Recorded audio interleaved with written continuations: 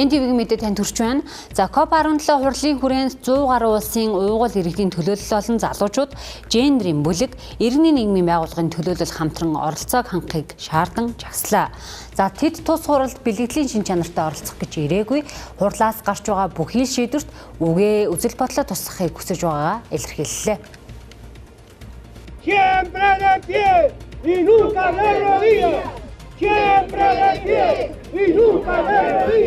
За NTV телевиз COP17 хурлын цэнхэр бүсээс мэдээллийг хүргэж байна. Тэгэхээр яг одоо л иргэний нийгмийн байгууллагууд болон уугуул иргэдийн төлөөлөл залуучууд COP17 хуралдах оролцоог хангахыг шаардсан жагсаж байгаа юм. Тодорхойлбол уугуул иргэдийн хувьд цөлжилтэнд хамгийн их өртөж байгаа учраас энэ хүрээнд оролцоог хангахыг шаардаж байна. Мөн цөлжилттэй холбоотойгоор зарим хурлын хөтөлбөр хасагдсныг эсэргүүцэж байгаа юм. Тэгвэл залуучуудын төлөөллийн хувьд, иргэний нийгмийн байгууллагын төлөөллүүдийн хувьд ажиглагчаар бус оролцогчоор оролцох хүсэлтэй байгаагаа илэрхийлж байгаамаа.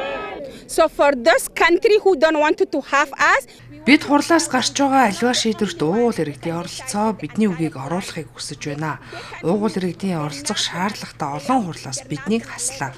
Дэлхийн хэмжээний шийдвэр гаргахад бидний оролцоо чухал үүрэгтэй гэж бодож байна. they are only one among them. I want to hear a message coming that би Уганда улсаас ирсэн. Энэ хуралд оролцохдоо бид дэлхийн хэмжээний үйл ажиллагаанд хамтрах гэж үгээ хэлэх гэж ирсэн. Гэтэл бидний оролцоог хангахгүй байгаа учраас бид байгалаа сэргээхэд бодит хөв нэрээ оруулах чадахгүй байна гэсэн үг. Бид байгальтайгаа харьцдаг, хамгаалдаг хүмүүсийн байтал бидэнгүүгээр шийдвэр орчин.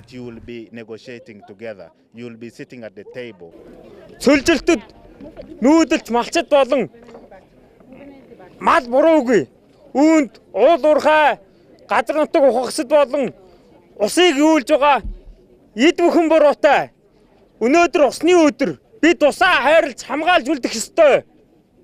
Уугуул иргэд болоод уур амьсгалын өөрчлөлтийн асуудал нь шийдлийн шүү гэж хэлмээр байна.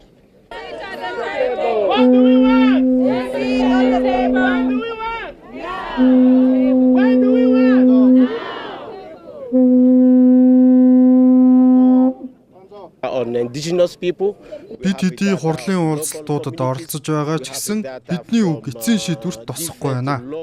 Бидэнд байгаль дэлхийг хамгаалах итгэл байгаа учраас хамгийн гол нь нэгдсэн шийдвэрт хүрэх хэрэгтэй байна.